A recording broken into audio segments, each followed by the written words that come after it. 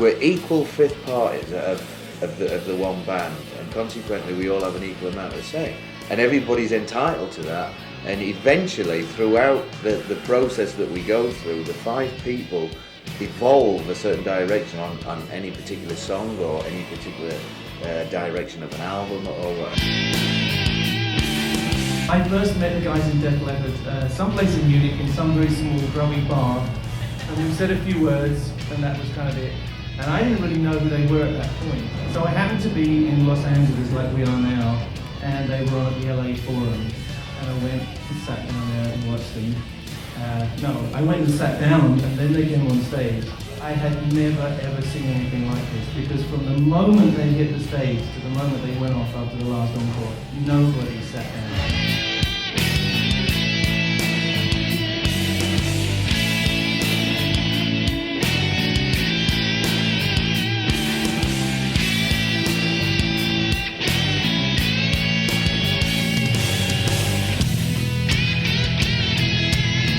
Our career has spanned 20 odd years, but it really seems to have been just a career that's been stretched out because there's been these 5-year gaps between records coming out where we've just moseyed through life, you know, and never in a big rush to do it. It was never our thinking, it's like, oh, we've got to get it out. Just, no, it's finished when it's finished. A lot of bands ride the momentum of their success and try and just get product out there, and okay, we got 10 or 12 songs for a record, that's what that'll do.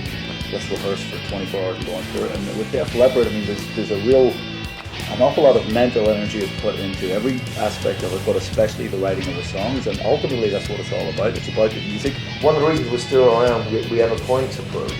Whenever we put an album out, it's like, you've got to hear this. We're very proud of what we do, and we pull all our experiences together. We have a very tight union, but we have a thing between us. We grew up together, we turned in the name. We experienced all these things, births, deaths, marriages, divorces, Rick's accident, all of this stuff. And you take that all on board and you write music as well. And it's a little gang that's allowed to do what it wants to do. There's the magic ingredient that bands like us have that other bands don't, and that's just the chemistry between the 5 members of the band. You can't buy it, you can't plan on it, you can't even educate yourself to have it. You either do or you don't.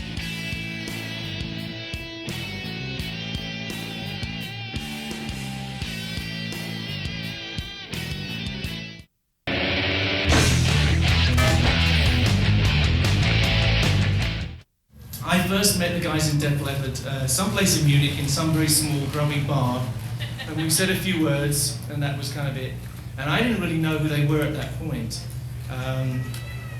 The next thing that happened to me was I was producing this young band of English boys thinking that they wanted to sound like me, but in fact all they wanted to do was sound like Def Leppard. And I became pretty pissed off with this in the end. And they said, well, you should go and see them and you realise what we mean, right? So I happened to be in Los Angeles like we are now, and they were on at the LA Forum, and I went and sat down there and watched them.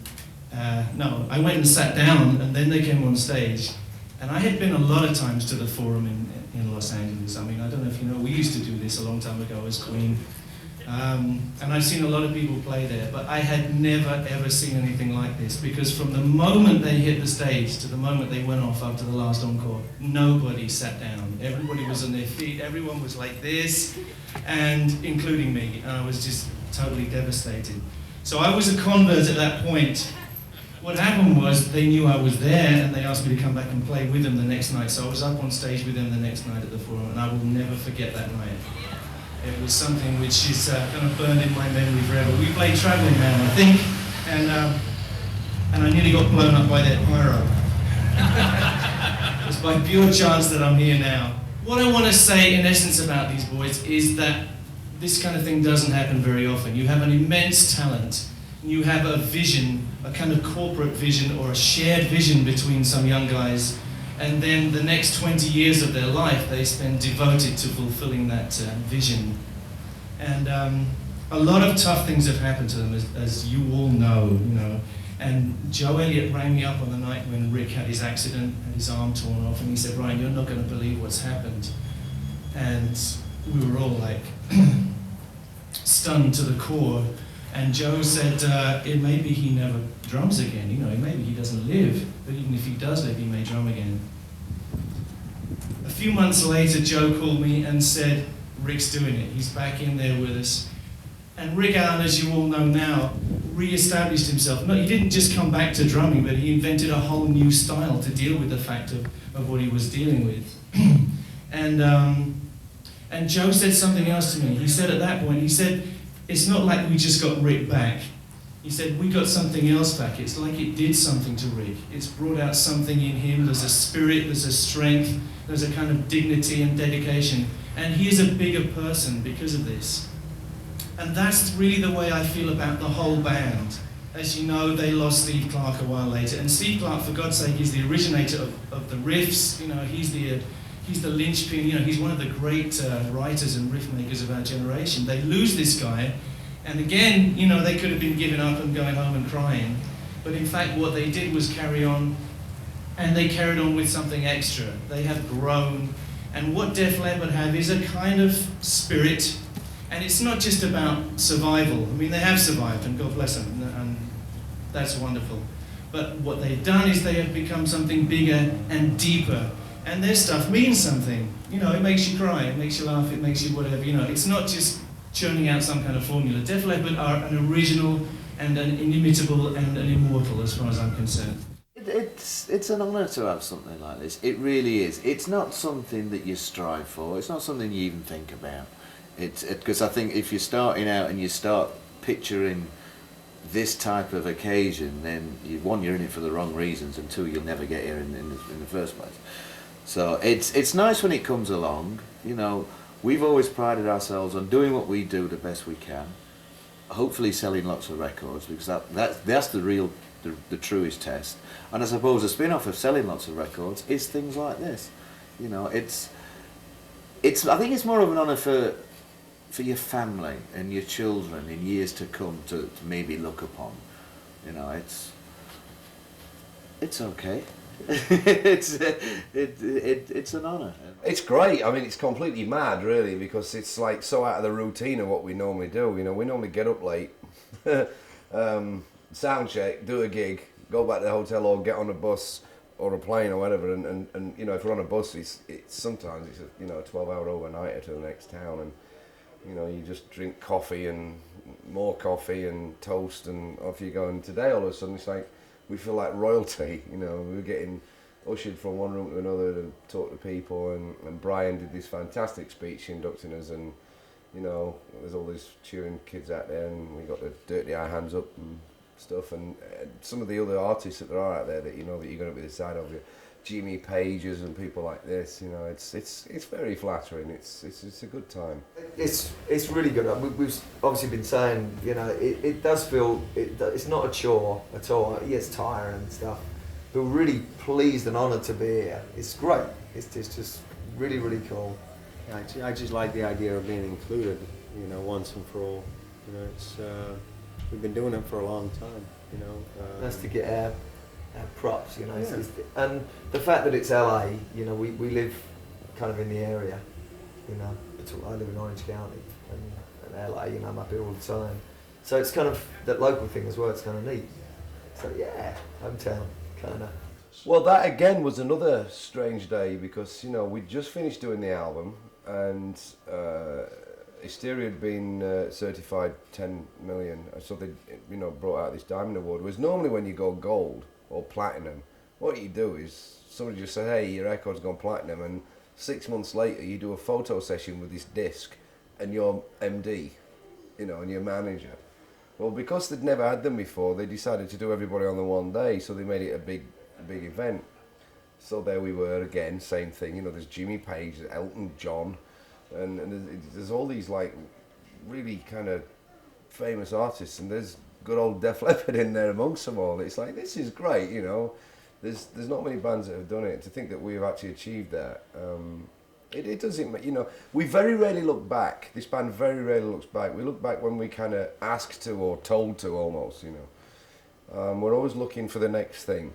But occasionally it is nice to stop and smell the roses, I suppose. And, you know, you stand there and you're looking around and you're thinking, good God, you know, there's nobody from the Rolling Stones here, because they haven't done a 10 million selling record. And it's like, wow, you know, when you actually think like that. It was, what got me was the artists that weren't there. That's what really, because, you know, I grew up listening to everybody, and half of those everybody's weren't anywhere close, you know, and that makes you kind of feel proud that you actually achieved something. Again, I mean, we're talking about Brian May. I mean, he's the guy that introduced us for this honour, and I really have to say that it's when I first heard Queen, it actually changed my life. It made me want to be in a rock band, and a rock band that I'd always kind of listened to the more heavier bands like either Zeppelin or Black Sabbath and that type of, or certain parts of Zeppelin at least. But when I heard Queen, it was the, as Vivian said, the pop thing. It had enough rock element, rock guitars, and this melodic content that came together, and I'd never heard anything like that before. And literally from it was their third album, the Sheer Heart Attack album, that when I was about 13, suddenly just heard and went, wow, I've never heard anything like this. And from then on, it's you come and you get different influences along the way, but that was the definite starting point, and you never really lose that sort of blueprint that you start out with. There isn't really one. I'm a hybrid of 1,000 artists, which is the best way to be. You know, if you noticed when Eddie Van Halen came out from nowhere, and it was mind-blowing, and people like Frank Zappa were saying, thank you for reinventing the electric guitar, Eddie. But 4 years later, we had 1 million Eddie Van Halen clones. And people say to Phil, you know, where does your style come from for guitar playing? And he says, well, I don't just listen to Eddie Van Halen and try and copy him. He says, I love Eddie Van Halen, but I also love Richie Blackmore and Jimi Hendrix, and I am a bit of all those. And it's the same with me. You know, it's the guy that actually, I think a little spark goes off in your brains when you're normally about 10, 11, 12 years old, and it's like you're either going to be a bank robber, a footballer, or a pop star, you know. And it was seeing Mark Bolan on Top of the Pops doing, well, it was called Get It On in England, it was called Bang a Gong in America. Yeah. Yeah. And it was just seeing, it was I don't know what it is, because, you know, Mark Bolan was very feminine to a set, you know, feather boas, women's shoes, glitter all over his face. And as a 12-year-old, I was extremely heterosexual. So I don't know what the attraction was. I've never figured that out. I think it's the artistic side of me is a little effeminate, you know, which is fine. I don't have a problem with that.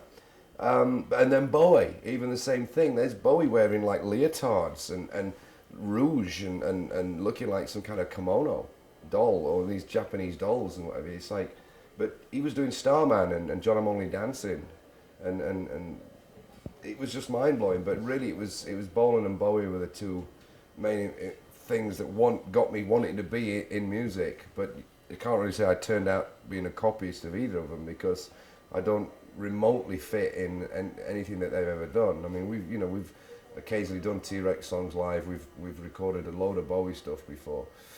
But I don't sound like Bowie, I don't sound like Bolan, I don't act like either of them. But they are such big influences on me just to get me actually in the business in the first place, really. Just the whole English, it's very different over there, you know. A lot of people still think we live in England. We kind of moved out, always loved American music, you know, whether it was Motown, Beach Boys, whatever, you know. And it's where rock music comes from, it's part of an American culture.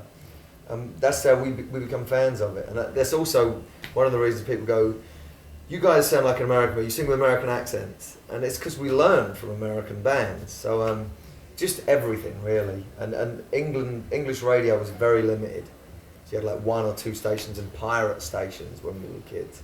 It's a lot different now, but it's a lot of rave and kind of different types of music going over there. But just growing up, yeah, you heard some of the best American stuff. And that's what really got us hooked. And then later on, it was bands who also got hooked, you know, bands like Zeppelin and the Stones and the Beatles and all that stuff. And we got swept up with that as well. Funny enough, when I joined this band, Joe and I realised that we had both been motivated to get into music by exactly the same person on exactly the same TV show, and that was Mark Bolan and T-Rex on a show called Top of the Pops. So from that point on, I wore my sister's clothes. A considerable amount of her makeup too. So up until that point, you know, like everyone else growing up in the British Isles or in Europe, you wanted to be a soccer player. You know, I was about 9 years old, saw Mark Bolan, and just generally the whole glam. There was a lot of great music came out in the early 70s. And, you know, Elton John was getting into his stride, and the Suede, and dare I say Gary Glitter, and all those glam pop bands. But it was a really good time for pop music, and you know, that's something that I think Def Leppard's all about, is a big pop sensibility. Def Leppard is often mistakenly referred to as a rock band. I don't think it necessarily is strictly so. It's always been a song band with a strong nod of the hat towards melody. There were a certain amount of American bands that I really loved. Like I remember listening to Barnstorm for the first time, and Joe Walsh and whatever, which I thought was incredible. But we also grew up with the whole sort of glam thing in England, which was you know, part of like Sweet and Slade and, you know, Bowie, and later on Queen, they got lumped in with that. So that was also kind of a big influence on all of us, I think.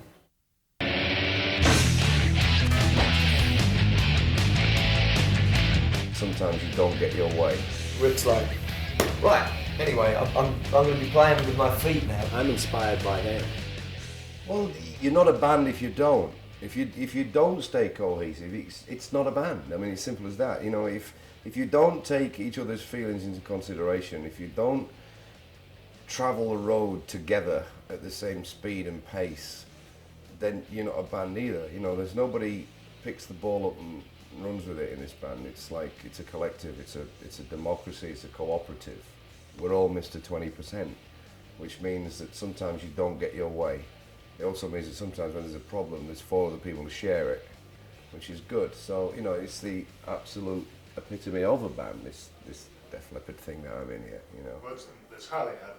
You know, and many bands don't do but I have the ultimate respect for all these guys, and the great thing about it is I know them all. Even Vivian, who's been in the band only 8 years, we know each other inside out. We know when to leave somebody alone. You can tell by just the look that somebody's got issues. You know, they've got issues of their own today or this particular minute. So hey, I'm not going to bother them with like, which one of you idiots sang the wrong note last night in blah blah blah, or they're not going to say it to me. You know, you just learn to just distance when you have to and bond when you need to. You've spent your entire lives together. I mean, Pretty much our adult lives. I mean, I'm 41. I've been in this band since I was just 18.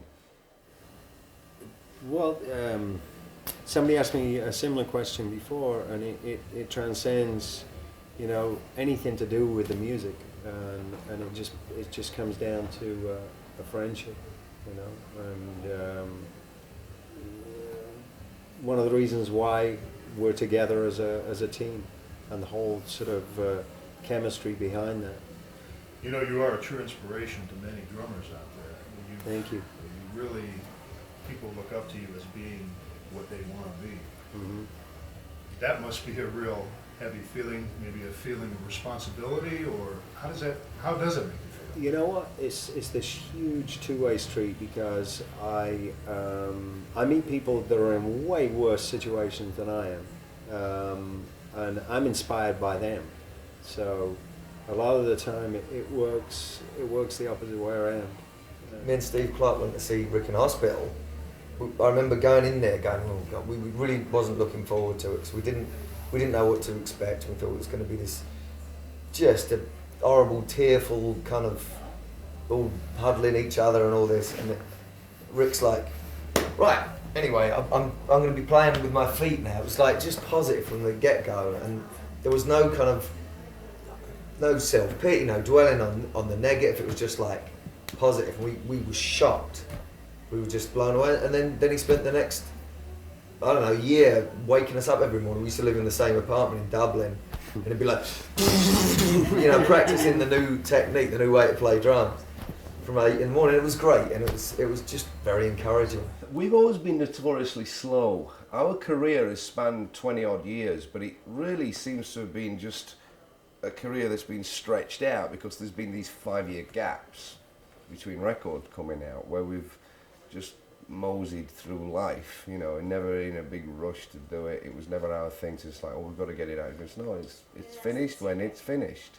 It's finished when it's quality, not quantity. That's always been our rule of thumb. Ever since we started working with Mutt, it's always been, you know, doesn't matter how you get there as long as you get there, and quality over quantity. And those are just two basics that Mutt taught us. But, you know, we just got better at what we do. The one thing that we always wanted to do was get better at it. Some of the bands that we grew up listening to, they'd make one great record, and it could be their second or their third or their fourth album. And what you've got is, you've got this steady improvement from the first record to the second to the third to the fourth. And the fourth album is like this classic record, or Deep Purple in rock or whatever, you know, whichever band it is. And then they seem to just go like this. And we never wanted to be that kind of band where it's like, they're still around 20 years after their best record. We've always, you know, whether you achieve it or not is, again, subjective, but we just wanted to keep getting better and better. I'm a better singer now than I was last year. I was a better singer last year than I was the year before, and so on and so forth. You know, a lot of people, I find that they get to my age and they can't quite hit the notes anymore because, you know, they're too busy getting drunk. And it's like, my emphasis has always been on, if I'm going to play this game of rock stardom or whatever, and I was never born with the best voice in the world, I have to work a lot harder at it than these other people. I can't afford to mess around. So it's always been my thing, is to get up on stage, leave the ego on stage. I take it, it's like a coat. I put on my leopard skin coat, and that's my ego.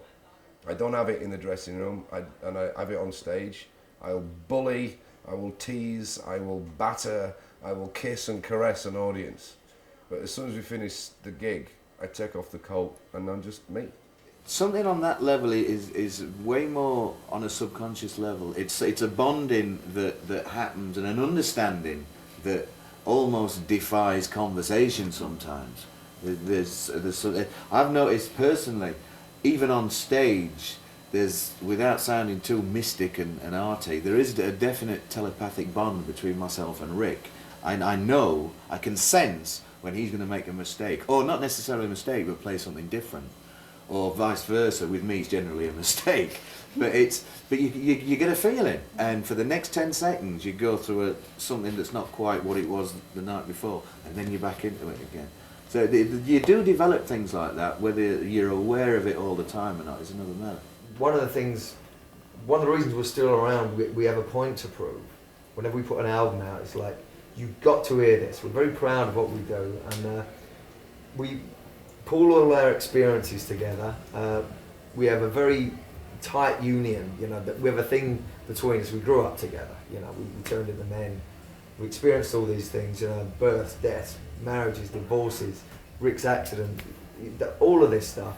And you take that all on board, and you write music as well, and it's a little gang that's allowed to do what it wants to do. I'm no more tired than anybody else that does a job, you know. I mean, I get tired at 2 o'clock in the morning if I've been up for 20 hours, you know.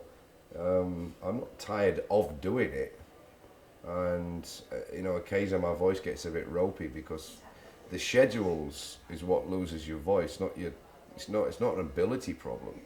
It's literally doing so many shows in such a short period of time, or over such a long period of time without any decent breaks. And if you catch a cold, it can't ever mend properly because you back out playing again while you're still healing, and because there's a schedule to keep to. But I'm not tired of this at all. I mean, like I said, I'm 41 years old. I'm actually more enthusiastic about it now than I was then. When you're 20, 21, you never think it's going to end. I'm realistic enough to realise that sooner or later it is. So I'm enjoying every second of it right now. I mean, another 5, another 10, another 15 years, who knows? But, you know, I'm aware of our mortality now than I wasn't 20 years ago. That was the question. Do you see yourself doing this at 51?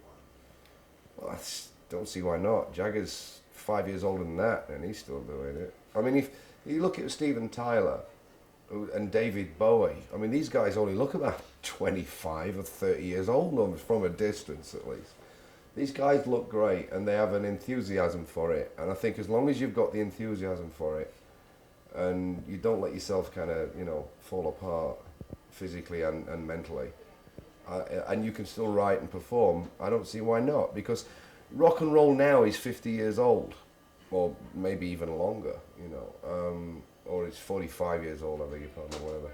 And in the 70s, you were old at 32 because it was still young. It was a young industry. Now it's part of the American culture.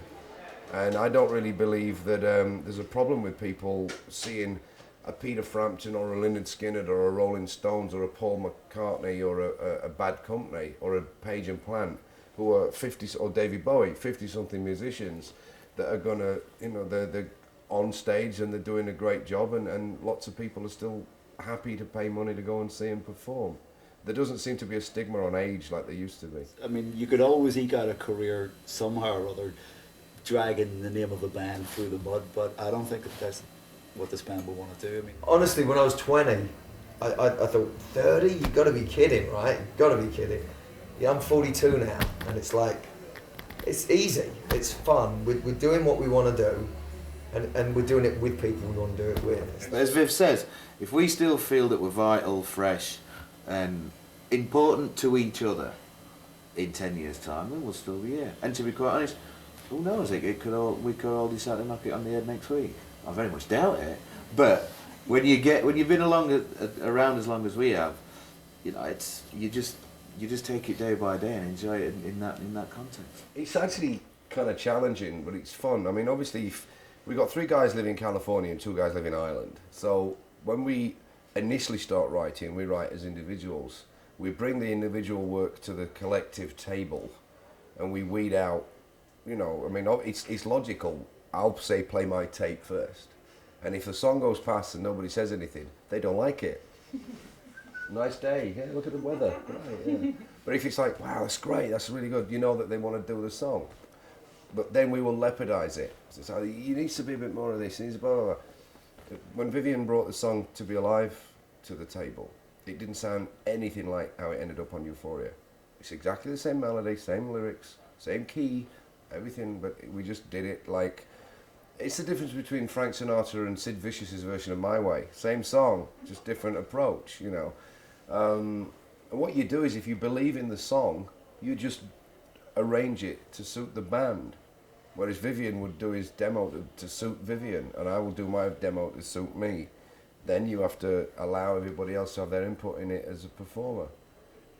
It's not too difficult. If the songs are great, you're away, and that's just individual songs. Then when we're actually together, somebody may come up with just a riff, and then we work it, we jam it, and then you end up with a song that's written by 2, 3, 4, 5 people. Like Paper's Son is written by 6 people, and then there's other songs that are written by 1 person. It's horses for courses. That's all it is.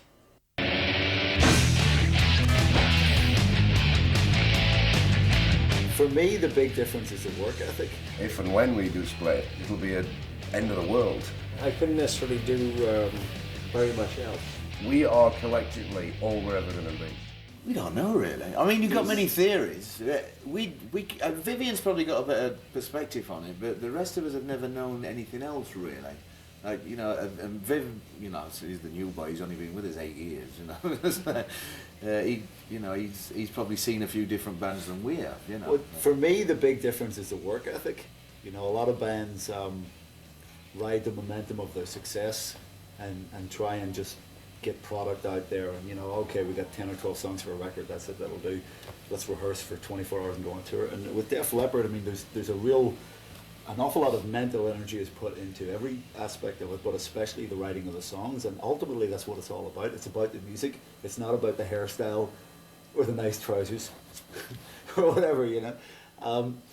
So that's why the band, I guess, has taken so long to make records. And as Rick said, you know, because I've played in other bands, I have this, by way of contrast, and when I joined this band, I just couldn't believe the dedication that there is towards the work compared with people I've worked with in the past. I mean, there's a lot of very talented people in the industry, but it also, it takes a certain a certain bravery also on behalf of the people within the band to criticize their own work, to look at it and say, well, okay, that's it could be better, because you get very attached when you write songs. I mean, as an individual, and we all work on songs at home on our own, and we bring them to the table, and you have to be able to swallow your pride and your ego for the betterment of the band, which is ultimately going to be for the betterment of that particular song. But a lot of people get very precious about their song, and oh, it's my art. Well, I'm with them all the time. I've never been away from them so long that I've craved to get back together, because we just had this 4-month break, and I was phoning everybody up after 4 or 5 weeks, maybe, yeah. I wasn't so much desperate to jump on a plane and go and, like, male Bond, rolling in the woods naked and covering myself in tree oil and stuff, but we're always together, and we always have been, and I think it's just become what it is without even thinking about it. It's just routine. It's like muscle memory. We are together, and you know, when we aren't together, there may be, for some of us, for whatever reason, if and when we do split, for some of us it'll be a relief, for others it'll be an end of the world, and it'll take a lot of adjusting to get used to not having the other guys to rely on, and you know, all of a sudden you've got to make a solo album or do a solo tour or just retire or whatever. But we just are what we are right now, and it's a very difficult question to answer that to be quite honest, because other than just taking the odd bit of time off between tours, we're just always together anyway. So there is a need for it, because you know, we have a contract with a record company, and we have artistically a need to be with each other, because we're not idiots. We see how well a Rolling Stones tour and album does compared to a Mick Jagger solo record. He's the biggest rock star on the planet. Nobody buys his solo records. So what's the point of us ever making one? We are collectively all we're ever going to be, really. And we enjoy that. And it's like, if you can accept that, it's not a case of hiding behind anything. It's like just being realistic. Def Leppard is the best shot that we've all got at having a one-on-one with Madonna, Michael Jackson, Elton John, Backstreet Boys, Britney Spears. You know, and, you know, it's the challenge of doing that. You know, it's the challenge of doing that, rather than just being another rock band that's just on one of these 80s package tours with big hairspray bands opening up for us. It's like, that's not what we're really into. The two things together are unstoppable. You know, you get positive reinforcement from people around you, whether that's the guys in the band or family, and then that allowed me to tap into a strength that I'd never experienced within myself. So that it's just a combination of things. But and then thank you. But I realized I couldn't necessarily do very much else. So I wanted to make it work. I think one of the really cool things, I mean, it's like Rick was saying, is you see people in worse positions. Do you remember that girl who was burnt? She said she wouldn't have come out normally, but she came out because she wanted to meet Rick, and that was just a trip in itself. You know, the fact that she came out, she got so badly burned that she remembers them going, oh well, this one's fucked. This one's dead, and they took her, and she was just like burnt, and she has to wear a body stocking. She's got no lips, and she come out, and she'd actually been doing her own. It was Rick especially, you know, that made her be able to carry on, and that's the fantastic thing. You know what it is? It's a lot of the time it's because I'm part of that club, and I can say things to people, and they can say things to me that I wouldn't necessarily have been I wouldn't have been able to get away with that, or I wouldn't be in that club if I had two arms. We're equal fifth parties of the one band, and consequently we all have an equal amount of say, and everybody's entitled to that. And eventually, throughout the process that we go through, the 5 people evolve a certain direction on any particular song or any particular direction of an album or whatever.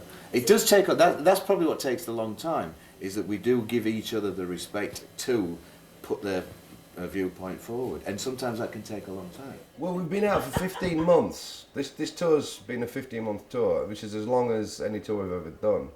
We have 2 modes of transport. We have the attack bus, and we have the veggie bus, and that's also the kind of the non-babies and the babies bus. So it all works out pretty cool. You know, most of the time that, you know, the kids aren't on the road. Rory's been out, Phil's son, but he's 10 now, so he's almost assistant tour manager, you know.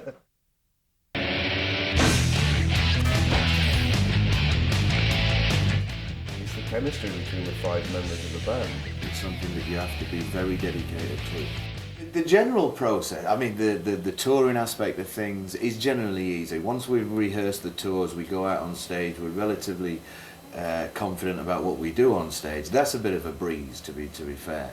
The writing and the recording aspect of it, it's a certain style that we've kind of developed ourselves, but from way back in the mid-80s. And that's a hard thing to keep to, because you do things a certain way to achieve a certain sound and a certain style. And through all the technology, it's not made it that much easy, because if it was, and I'm sure there'd be a few more people or a few more bands of our ilk trying to sound like us. And that is not an easy thing to do, and it's something that you have to be very dedicated to. Well, if I knew the answer to that, I'd bottle it and sell it and open a store and make millions. But my theory is it's a combination of a lot of different ingredients, really. I think we've had the same management since '79, so there's a relationship there that's pretty solid. We've had the same record company since '79, same thing. And we've pretty much been the same lineup since '79, except for obvious, when Steve died, we got Vivian and Phil replacing Pete Willis. But I mean, Phil's been in the band 18 years, and we'd known Phil since '79, so there was this, it was a network, you know. We like each other. Music's always been the common goal, and there's the magic ingredient that bands like us have that other bands don't, and that's just, it's the chemistry between the 5 members of the band. You can't buy it, you can't plan on it, you can't even educate yourself to have it. You either do or you don't. Some people are born with the ability to pick up a pencil and draw, perfect. And some people pick one up and they can't, you know, without having lessons or anything. And other people can have all the lessons they want and they're still rubbish. You know, it's just, you're lucky, and that's what it is. There's a hell of a lot of fate involved and a lot of good fortune, but it's the chemistry is the important ingredient, and that's the one rogue element, if you like, because you can't plan on it. It's just there, and you discover as you go along that it is there, and it has been there, and hopefully it'll still be there in the future.